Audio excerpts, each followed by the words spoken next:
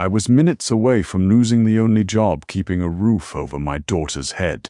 My billionaire boss, a woman known to fire executives for blinking too slowly, demanded I work through the weekend. I had no choice but to break her ultimate rule. I brought my 5-year-old daughter to the office.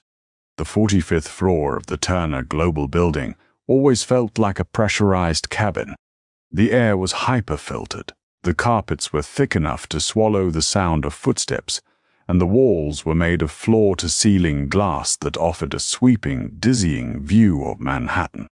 It was an environment designed to make you feel small, and no one utilized that architecture of intimidation better than Valencia Turner. At 32, Valencia was the sole heir and CEO of a private equity empire worth over $8 billion. She drove a sleek, armor-plated Mercedes Maybach, wore immaculately tailored charcoal Tom Ford suits, and possessed a stare so cold it could freeze the East River. In the 2 years I had worked as a senior financial analyst on her acquisitions team, I had never seen her smile. Not once. Gossip around the water cooler suggested she had a block of dry ice where her heart was supposed to be. It was 4:45 p.m. on a Friday. The office was already thinning out as people rushed toward the elevators, eager to escape to the Hamptons or the bars in Tribeca. I was closing my laptop, exhausted, thinking only of picking up my 5-year-old daughter, Charlie, from kindergarten, when my desk phone shrilled. It was the private line, the one that connected directly to the corner office. "Davies," a voice clipped over the speaker, crisp, demanding, and utterly devoid of warmth. "My office. Now." My stomach dropped. I grabbed my blazer and walked down the long, sterile corridor. When I entered her office, Valencia was standing by the glass, looking down at the Friday gridlock on Lexington Avenue. "The valuation models for the Harrison merger are unacceptable," she said without turning around. "Unacceptable?" I blinked, taken aback. "Miss Turner, I ran those projections 3 times. We factored in every liability, including their pending litigation in Europe. The margins are solid." She finally turned. Her piercing blue eyes locked onto mine. "Solid isn't flawless, Levi. And I don't buy companies based on solid margins. I want the European data completely reanalyzed with a stress test against a 20% market dip. I need the revised deck on my desk by midnight tonight, or we pull out of the deal on Monday." I felt the blood drain from my face. "Midnight? Tonight. Miss Turner, it's almost 5 o'clock. I have to pick up my daughter. I'm a single father, Nain. I'd unpay you a mid-6-figure salary to manage your domestic schedule, Mr. Davies," Valencia interrupted, her tone flat and unyielding. She walked over to her massive mahogany desk and sat down, already dismissing me. "I pay you to deliver results. If you can't manage the demands of this tier of corporate finance, I can easily find someone who will. Midnight, or don't bother swiping your keycard on Monday." Panic flared in my chest. I couldn't lose this job. Since my wife passed away 3 years ago from a sudden aneurysm, it had just been Charlie and me. Charlie had severe childhood asthma, and the premium health insurance Turner Global provided was the only thing keeping her specialized treatments affordable. I was trapped. "Yes, Miss Turner," I managed to say, my jaw clenched so tight it ached. I rushed back to my desk and pulled out my cell phone, dialing my nanny, Mrs. Gable. It went straight to voicemail. I texted. I called again, nothing. Finally, at 5:10 p.m., I received a frantic text. "Levi, I am so sorry. My mother collapsed. I'm in an ambulance on the way to Mount Sinai. I can't take Charlie tonight." I stared at the screen. The walls of the office felt like they were closing in. I had exactly 20 minutes to get Charlie from her after-school program, and nowhere to take her.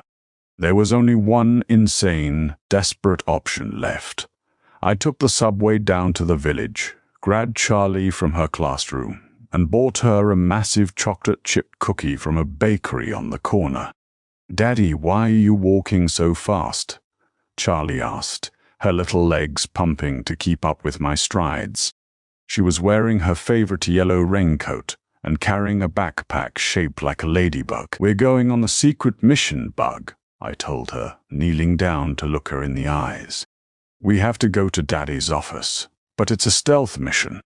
We have to be as quiet as mice. Can you do that?" Charlie's eyes widened with excitement. She clamped a tiny hand over her mouth and nodded furiously.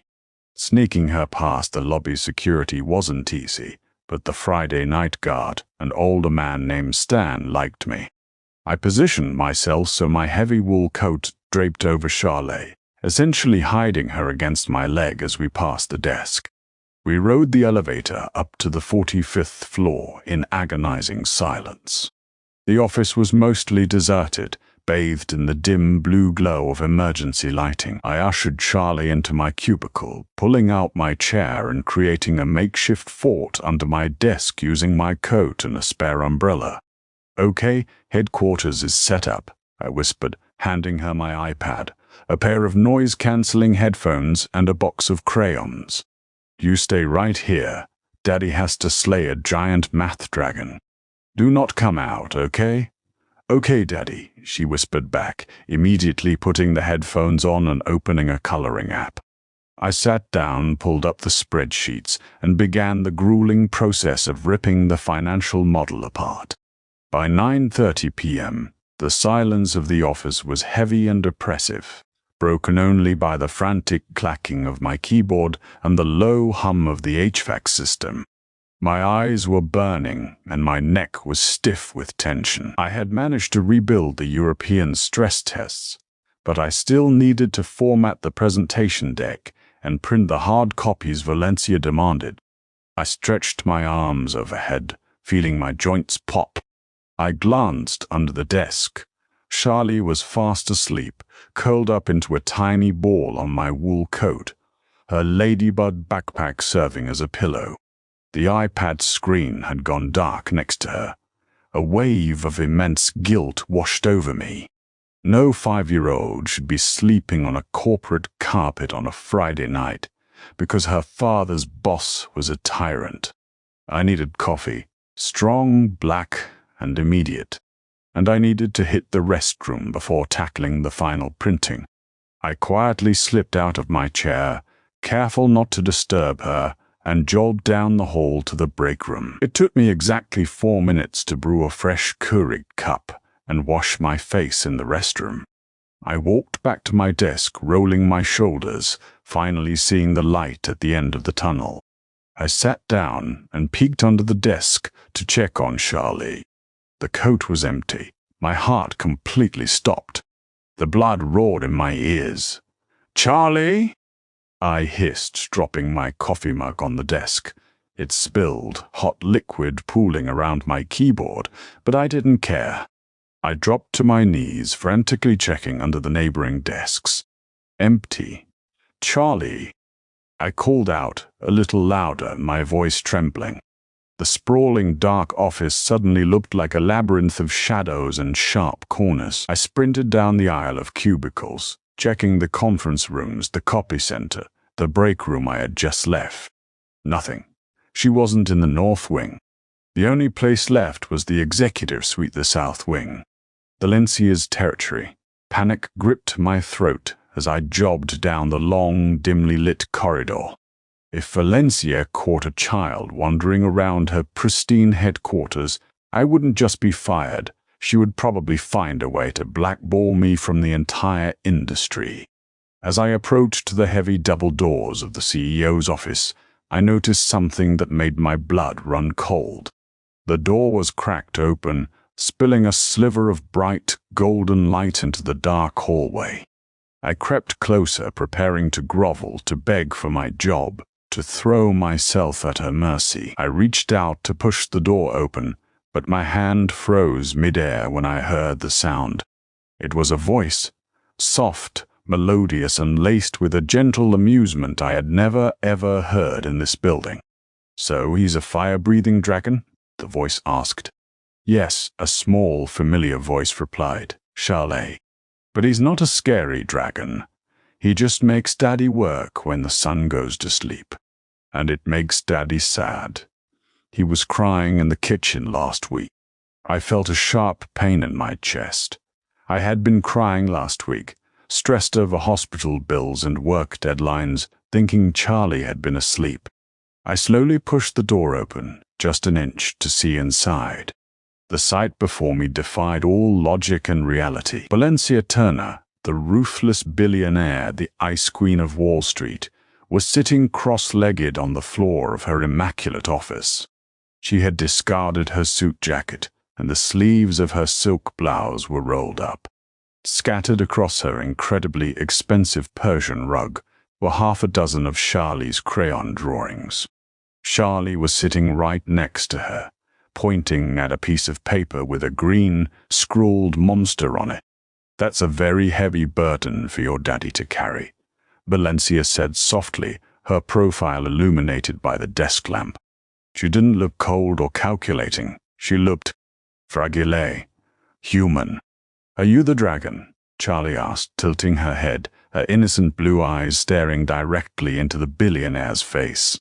The silence in the room stretched. I held my breath, waiting for the explosion. Instead, Valencia let out a quiet, trembling sigh. Sometimes, little one, I think I am. But I didn't always want to be. I couldn't hide anymore. The situation was too bizarre, too delicate. I pushed the door open fully and stepped into the light. Charlie, I said, my voice cracking slightly. Both of them snapped their heads toward me. Charlie beamed, jumping up and running to grab my leg. Daddy, I found the dragon. She likes my pictures. Valencia slowly rose to her feet, brushing off her slacks. The soft, vulnerable woman I had seen a second ago vanished, instantly replaced by the CEO. Her spine straightened, her chin lifted, and her eyes iced over. Mr. Davis, she said, her voice dangerously quiet. Care to explain why there is an unauthorized minor in my secure executive suite? Miss Turner, I am so sorry, I started, pulling Charlie behind me protectively. My nanny had a medical emergency. I had absolutely no one to call, and you said I had to finish the deck by midnight or I was fired. I hid her under my desk. She was asleep. I just went to get coffee. I'll pack up my things right now. Please just don't let this ruin my career. I waited for the axe to fall.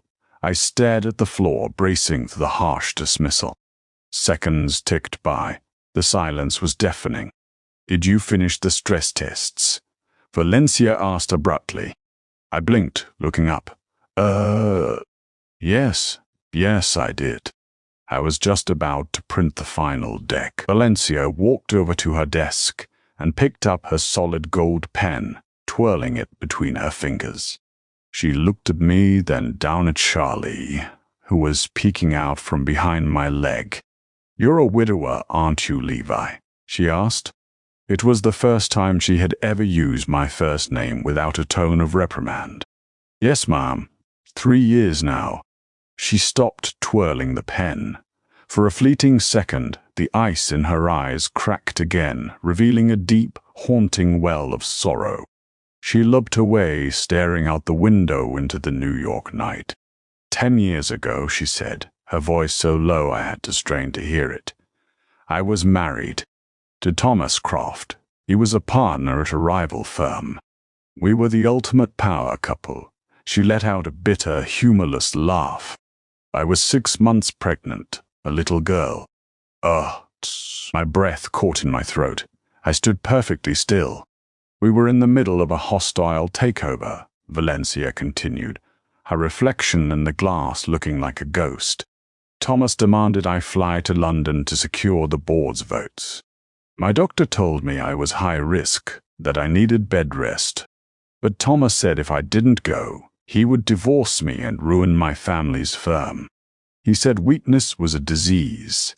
She turned back to me, and to my absolute shock, a single tear tracked down her flawless cheek. She didn't bother wiping it away. I took the flight. I secured the votes, and on the flight back to JFK, I lost the baby, the stress, the altitude. She was gone. Valencia's voice finally cracked. Thomas served me with divorce papers a week later while I was still in the hospital. He said he couldn't be married to a failure. I was speechless. The terrifying, unfeeling Valencia Turner had endured a nightmare I couldn't even begin to fathom. I swore, Valencia whispered, looking at Charlie, that I would never let anyone make me feel weak again. I built a fortress of ice around myself. I became the dragon. Because dragons don't get hurt. Dragons don't cry in kitchens. She took a deep breath, visibly composing herself. The mask didn't fully slide back into place, but the CEO posture returned. "Go print the deck, Levi," she said quietly. "Then come to the boardroom." Am I fired?" I asked hesitantly. Valencia looked down at the crayon drawings on her floor, a small, genuine smile tugging at the corner of her lips. "No, you're not fired, but you are going to help me eat this." She reached over to her desk and pressed a button on her intercom. "Security? This is Turner." "Yes, I'm still here. Send the courier up. The delivery from Carbone should be arriving any minute." 20 minutes later, the three of us were sitting around a massive, polished mahogany boardroom table that had witnessed multi-billion-dollar deals. In the center of it sat boxes of incredibly expensive veal parmesan, spicy rigatoni, and garlic bread. Charlie was happily slurping pasta, getting tomato sauce on her chin. Valencia Turner, holding a slice of garlic bread in one hand and the Harrison merger deck in the other, reached over with a napkin and gently wiped Charlie's face. It was surreal. The ice had broken, but I had no idea that this late-night dinner was just the beginning of a chain of events that would tear both of our lives apart and rebuild them into something I never could have imagined. The Monday after our surreal late-night dinner, the atmosphere at Turner Global shifted, though to the untrained eye, it might have been imperceptible. Valencia was still the demanding, immaculate CEO who commanded boardrooms with an iron fist.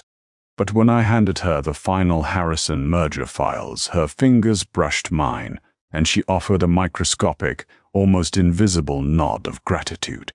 Within 2 months, I was promoted to Director of Acquisitions. My salary doubled, easing the suffocating pressure of Charlie's medical bills. More importantly, Valencia began mentoring me. We spent countless evenings in her office poring over EBITDA margins, mezzanine financing structures, and SEC filings. Often, if my nanny was unavailable, Charlie would sit on the Persian rug, coloring quietly while Valencia and I debated corporate strategy. Valencia even bought a small mahogany side table exclusively for Charlie's crayons. It was a bizarre, beautiful domesticity, hidden within a multi-billion-dollar empire. I was falling in love with her. It wasn't just her brilliant mind or her striking beauty. It was the fierce, protective vulnerability she kept hidden from the world. And in the quiet moments when she looked at Charlie, I saw a woman desperate to heal from a past that had shattered her. But in Wall Street, peace is an illusion. It started on a Tuesday in mid-October. We were 48 hours away from publicly announcing the Harrison acquisition. It was Valencia's crown jewel, a deal that would cement Turner Global's dominance in the tech manufacturing sector. I arrived at the office at 7 a.m., holding 2 coffees, only to find the 45th floor in absolute chaos. Analysts were sprinting down the halls. Phones were ringing off the hook. I rushed into the executive suite and found Valencia standing frozen by the window, staring at the Bloomberg terminal on her desk. "Valencia, what's happening?" I asked, setting the coffees down. She didn't look at me. Her face was the color of ash. "Look at the screen, Levi." I walked over. The headline blared in harsh white text against the black background. Euro fee capital leunches. Surprise Hoshiel to Kiev abide von Harrison Industries. Turner deal in G-Cardi. Thomas Croft. Her ex-husband, the man who had broken her. How? I breathed, my mind racing. The Harrison negotiations were under strict NDAs. We used encrypted servers. There is absolutely no way Croft could have known our exact valuation numbers to outbid us by a mere 2%. It's too precise. Someone leaked it, Valencia said. Her voice wasn't just cold, it was dead. Someone gave Thomas our entire playbook. The heavy mahogany doors swung open, and Gregory Hughes, the chief operating officer and Valencia's oldest advisor, walked in. Gregory was a Wall Street veteran in his late 50s, a man who had worked alongside Valencia's father before she took over. He held a thick manila folder, his expression grim. "Valencia," Gregory said heavily, refusing to look in my direction. "IT just finished an emergency audit of the encrypted servers. We tracked the IP address and the login credentials that downloaded the Harrison files at 2 a.m. on Sunday." "Who was it, Gregory?" she asked, her voice tight. Gregory finally turned to look at me, his eyes filled with a mix of pity and disgust. It was Levi's terminal, and it was authorized using his personal biometric security key. The room spun. "What? No, that's impossible." I took a step forward.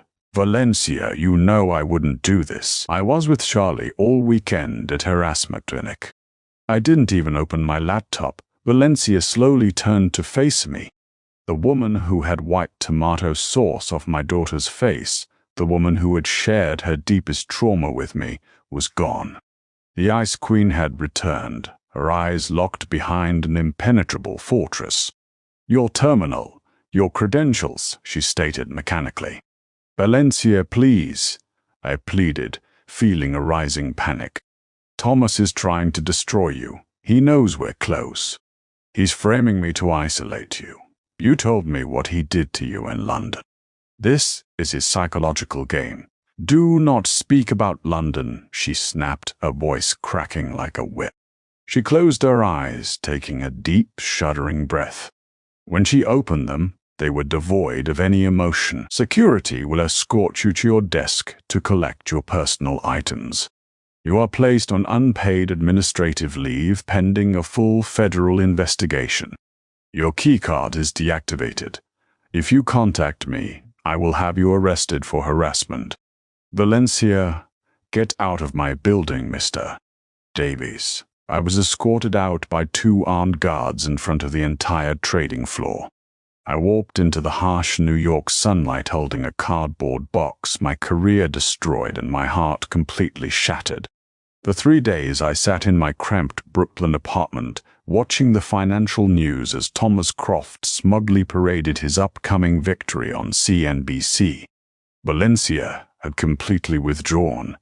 Rumors swirled that Turner Global was hemorrhaging clients. Spooked by the security breach, I couldn't just let Thomas win. I couldn't let Valencia fall back into the dark abyss her ex-husband had created. I needed proof. I pulled out my personal laptop and started digging. I wasn't an IT expert, but as the director of acquisitions, I knew the structural flow of our network. If someone had used my biometric key or fingerprint scanner, they couldn't have done it remotely. They had to be physically at my desk. I called Stan, the night security guard who had helped me sneak Charlie in months ago. He was hesitant, risking his pension, but he owed me a favor for helping him refinance his mortgage last year. "Stan, I just need the security camera footage for the 45th floor, North Wing, from 1 a.m. to 3 a.m. last Sunday." I begged over a burner phone I had purchased to avoid the corporate surveillance net. "Levi, if they catch me, I'm ruined," Stan whispered. "If you don't help me, an innocent man goes to prison and Thomas Croft guts this company. Please." An hour later, an encrypted video file hit my inbox. I held my breath as I pressed play. The footage was grainy, but the timestamp read 1:45 a.m. The floor was empty. Suddenly a figure walked into frame. They approached my desk wearing a baseball cap pulled low.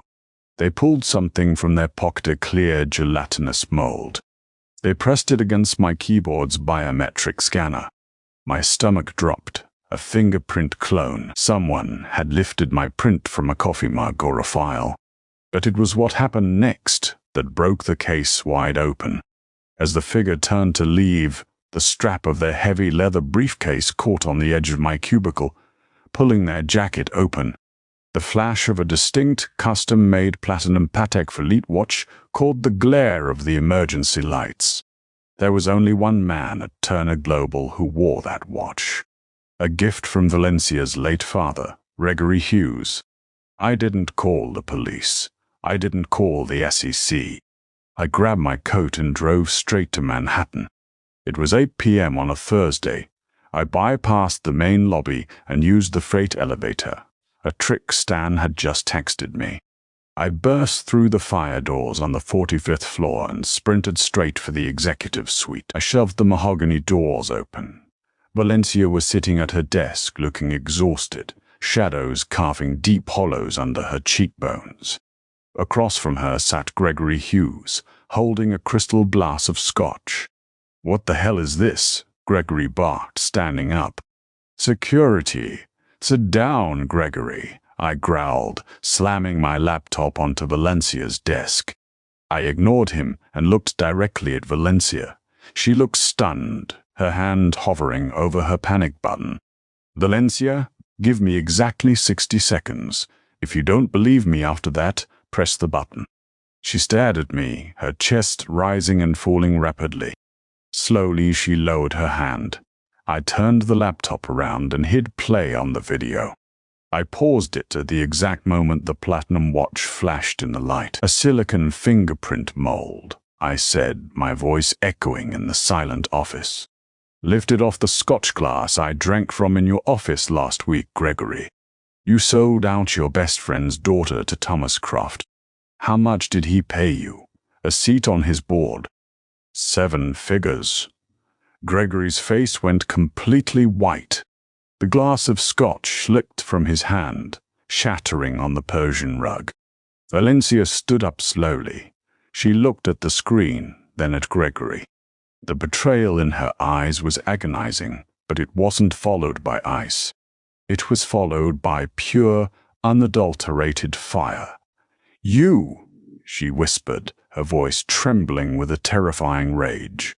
"My father trusted you. I trusted you." "Valencia, be reasonable," Gregory stammered, backing away. "The market is changing. Croft offered a merger of equals. You're too emotional. You've lost your edge since this analyst and his kid showed up." "Get out," Valencia said, her voice dropping to a deadly calm.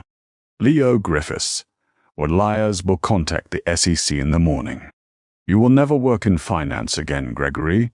I will personally see to it that you are ruined." Gregory practically ran from the room. When the door clicked shut, the silence was heavy. Valencia looked at the shattered glass on the floor, then up at me. The fortress walls were completely gone. Tears streamed down her face. "Levi," she choked out. "I thought. I was so terrified of being hurt again. I pushed you away. I'm so sorry. I am so sorry."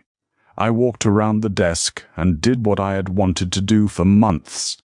I pulled her into my arms. She collapsed against my chest, burying her face in my shoulder, crying not like a CEO, but like a woman who had finally laid down a burden she had carried for 10 years. "It's okay," I murmured, resting my chin on top of her head. "The dragon is safe now." The next morning, Turner Global released the evidence to the SEC. Thomas Croft's firm was hit with federal indictments for corporate espionage and insider trading. The Harrison merger went through seamlessly, cementing Turner's legacy. But the biggest change wasn't in the market, it was in the corner office. Valencia stepped down as sole CEO, appointing a trusted board to share the executive burden. She traded her 80-hour work weeks for weekends in the park. 3 years later, The 45th floor is still intimidating, but it has changed. There is a permanent playroom attached to the executive suite. Charlie, now 8 years old and breathing easier than ever, spends her afternoons there. And when Valencia and I leave the office together, holding hands, no one sees an ice queen. They just see a family.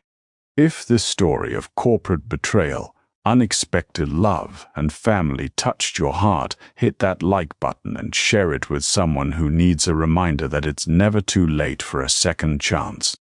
Don't forget to subscribe to our channel for more incredible real-life dramas and hit the notification bell so you never miss an update. Drop a comment below with your favorite moment.